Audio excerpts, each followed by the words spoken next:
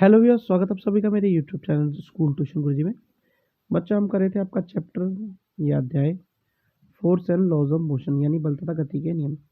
और आज हम इसमें पढ़ेंगे व्हाट यू हैव लर्नड यानी आपने इस चैप्टर में क्या क्या सीखा। तो चलिए बच्चों, बिना टाइम वेस्ट के शुरू करते हैं अपने टॉपिक को।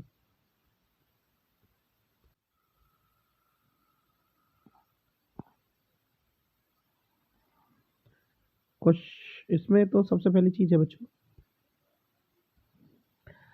फर्स्ट लॉ ऑफ मोशन यानी an object continues to be in state of rest और of uniform motion along a straight line unless acted upon by an unbalanced force।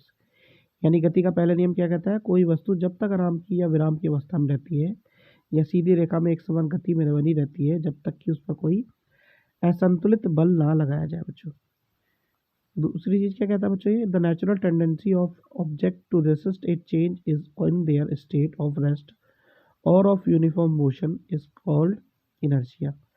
यानी वस्तुओं को अपनी विराम या विश्राम की अवस्था या एक समान गति की में परिवर्तन की अवस्था का विरोध करने की प्रकृति या प्रवृत्ति को हम क्या कहते हैं, जड़त्व कहते हैं बच्चों।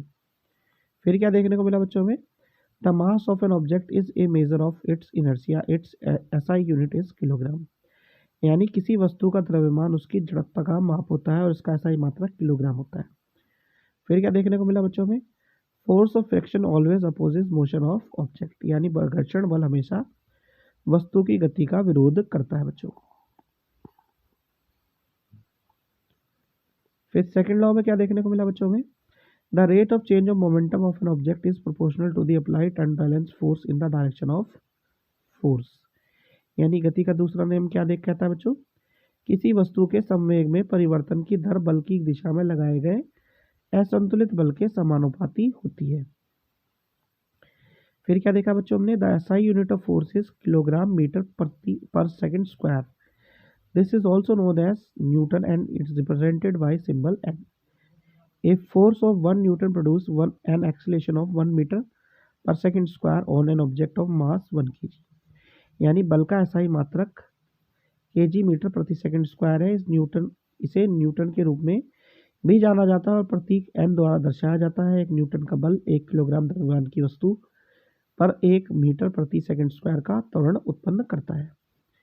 फिर क्या देखा बच्चों हमने, the momentum of an object is the product of mass and velocity and has the same direction as that of the velocity। Its SI unit is kilogram metre per second. यानी किसी वस्तु का संवेग उसके द्रव्यमान और वेग का गुणनफल होता है और इसकी दिशा वेग के समान होती है। इसका SI मात्रक किलोग्राम मीटर प्रति सेकंड होता है। ठीक है बच्चों, चलिए आगे बढ़ते हैं। फिर क्या देखा बच्चों हमने, third law of motion. To every action there is an equal and opposite reaction and they act on two different bodies। यानी गति का तीसरा नियम, प्रत्येक क्रिया के बराबर और विपरीत प्रतिक्रिया होता है और ये दो अलग अलग पिंडों पर या जगहों पर काम करता है। फिर क्या देखा बच्चों हमने, in an isolated system where there is no external force the total momentum remain conserved. यानी एक पृथक प्रणाली में जहाँ कोई बाहरी बल ना लग रहा हो, कुल संवेग संरक्षित रहता है बच्चों। तो बच्चों ये वाला पार्ट होता है वीडियो का, ये कंप्लीट। आशा करता हूँ आपको वीडियो अच्छी लगी होगी। Thank you.